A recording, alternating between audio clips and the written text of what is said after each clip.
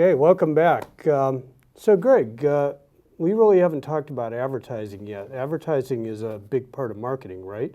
You know, Phil, advertising is important to a lot of companies, and it can be a big part of marketing, but there's a lot more to marketing and a lot more to promotion than just advertising. Such as?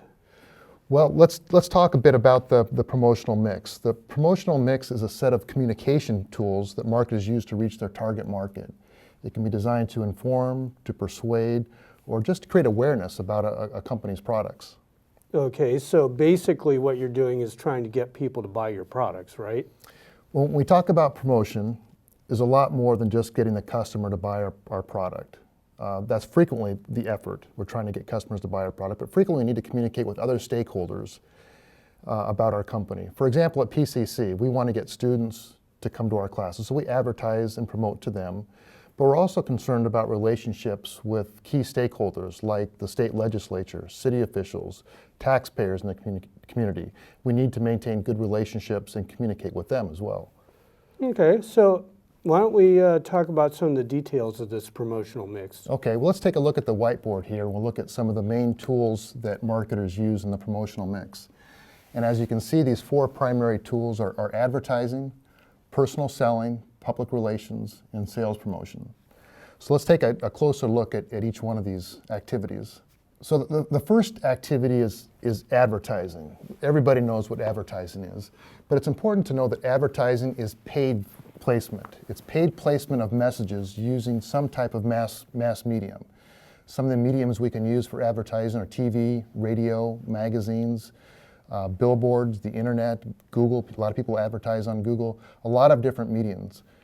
But the key to remember is that advertising is paid for, therefore it's highly controlled. We know when and where our ad will run when we advertise. So a few important considerations of advertising. One is the controlled placement. As marketers, we know and we can dictate when our ads will run, and therefore we can control the costs much more effectively. In addition, advertising is a very effective means to reach large markets. It's why a lot of consumer products companies like Procter & Gamble use TV advertising, because everyone across the country are potential users of their products. So advertising is very good for that. One of the drawbacks of advertising is that the mediums can be very expensive, such as TV, magazine advertising, even newspapers today. The advertising rates are quite expensive. So, in addition to advertising, though, another popular promotional tool is personal selling. We've all seen that. All companies pretty much use personal selling. And that's essentially hiring a sales force to represent the firm and its products. The one nice thing about personal selling is that it builds relationships. An effective sales representative will build relationships with key customers, and that's invaluable in business. Finally, personal selling is very effective for explaining complex products. We can't do that in advertising very easily. So a few other considerations of personal selling. It is a highly targeted communication. Through our research, we can target likely buyers and approach them directly with efforts to sell them the product. It's highly effective in the right situation, but one of the drawbacks is that it's a very expensive communication tool. When you think about the training costs for your sales team, the travel costs, their salaries, their commissions, it can be quite expensive. So we wouldn't use it for selling gum, say? Not for gum. I think in that case, advertising would be a much more effective promotional tool. Makes sense. So we've talked about advertising, we've talked about personal selling. A lot of firms use both of those tools. Another tool that's frequently used for communication is public relations. And this is really a broad range of activities to gain public understanding and acceptance for the company and its products. And with public relations, we're generally not paying for direct media exposure, such as in advertising. Rather, it's a much softer approach to communicate with the target market and stakeholders. And there's a lot of ways that we can pursue this softer approach. Some of the tools we use in public relations are press relations, developing favorable relationships with the media, newspapers, TV, radio, and trying to get these entities to communicate favorable news about what we're trying to do. Public affairs is working with city officials, state officials, and federal officials. Lobbying is paying our public relations staff to inform legislators at all levels of government about our interests as a company. Consumer education, sponsorships, and even the company website, those are all forms of the soft approach of public relations communication.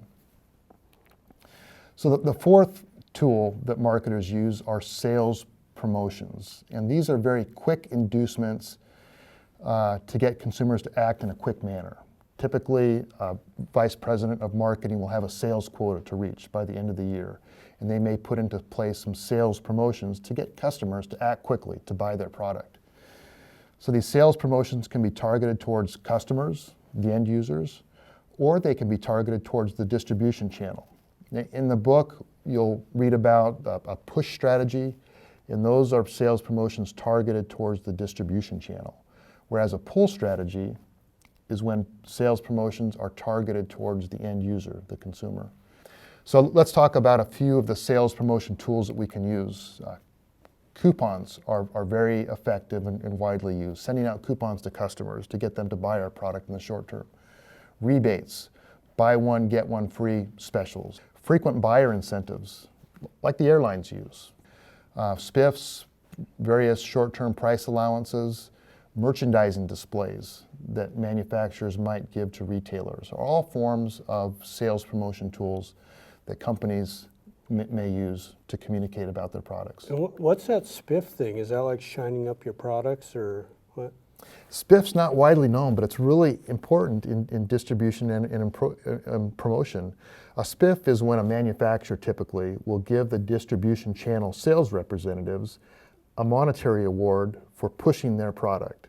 Kind of like a bribe. Well, it's not so much a bribe, but it's pay for performance. Uh-huh. If you as a retailer, let's say at an electronics retailer, if you do a good job of selling my product, let's say it's some kind of electronic device, Okay. then I'll reward you with a special incentive, $25, maybe $1,000 if you can sell 100 of my units during the month. So spiffs are widely used in distribution. So here's something I don't get about promotion is, so you're a magazine or something like that, and people want you, companies are coming and their PR organizations are trying to get you to say good things about their company. Why would you do that?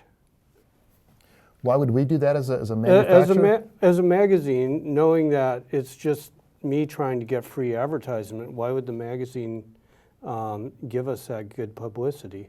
I think the key for that is that it's in the best interests of both the magazine and the manufacturer. The magazine caters to a certain market, and the manufacturer caters to a certain market.